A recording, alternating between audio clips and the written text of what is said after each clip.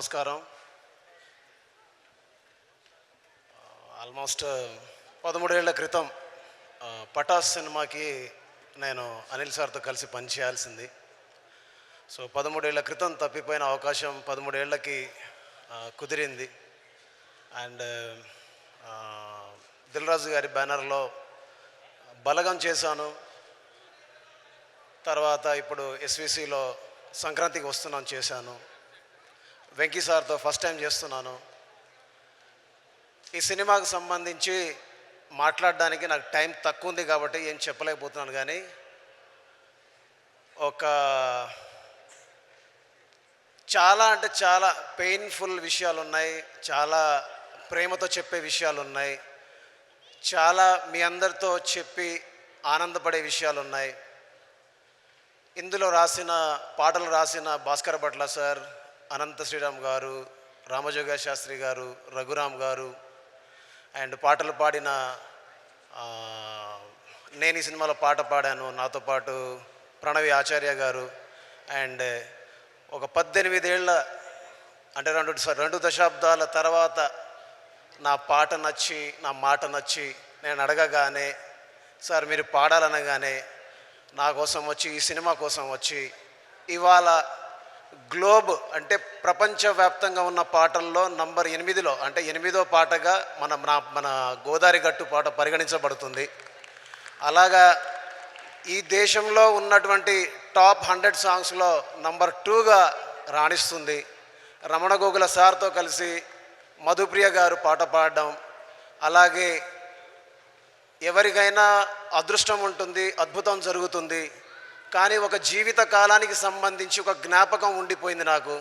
అలాంటి జ్ఞాపకాన్ని నాకు victory Venkatesh sir నా పాటను పాడి నాకు ఈ జీవిత కాలానికి సంబంధించిన జ్ఞాపకాన్ని ఇచ్చినందుకు మనస్ఫూర్తిగా ఆయనకి, నాతో పాటు పనిచేసిన సింగర్స్కి, వెంకటేష్ గారితో కలిసి పాట పాడిన కొత్త సింగర్ మాయపిలో రోహిణి గారికి, వీళ్ళందరికీ మనస్ఫూర్తిగా రుణపడి ఉన్నాను.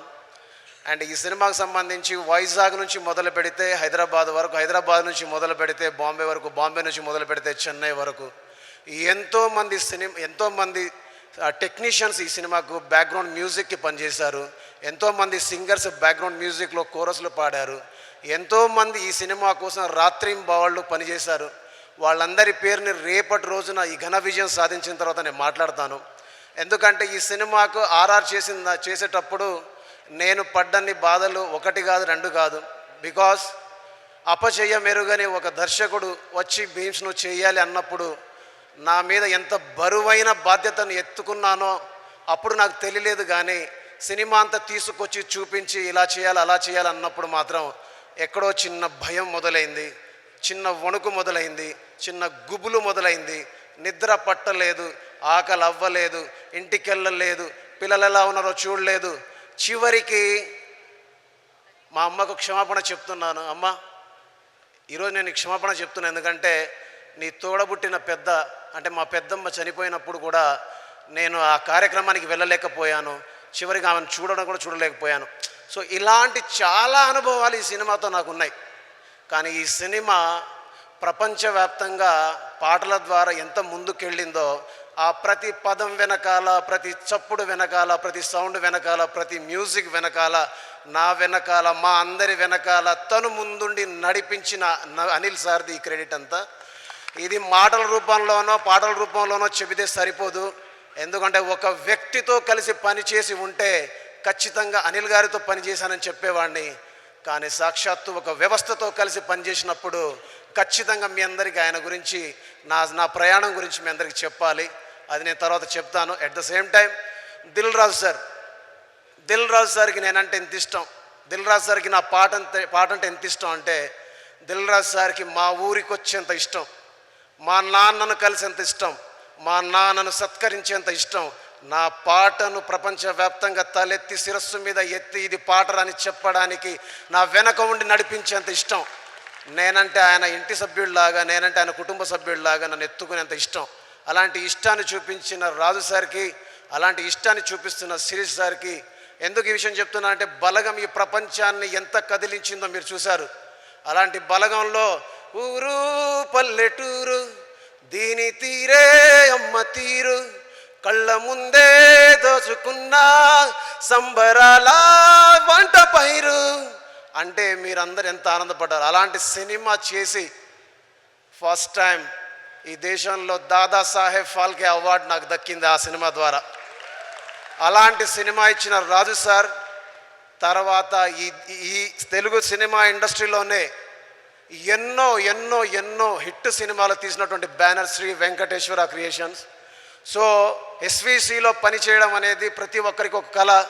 కానీ నాకు నా కళని నిజం చేసిన అనిల్ సార్కి, అలాంటి కళని నిజం అవ్వడానికి తోడ్పడినటువంటి మన హీరో, మన అందరి ఆరాధ్య హీరో విక్టరీ వెంకటేష్ సార్కి, అలాగే నన్ను నా వెనకాల ఉండి నేను ఇంటికి రాకున్నా వచ్చినా నాకు సపోర్ట్ చేస్తూ నిలబడ్డ నా కుటుంబ సభ్యులకి మనస్ఫూర్తిగా ధన్యవాదాలు తెలియజేసుకుంటూ, ఒక గోదావరి గట్టు మాత్రమే కాదు, ఒక మీను మాత్రమే కాదు, ఒక పొంగల్ మాత్రమే కాదు, మీరు సినిమాలో వస్తే సినిమా అంతా మ్యూజికల్గానే చేయించారు అనిల్ సార్ నాతోటి.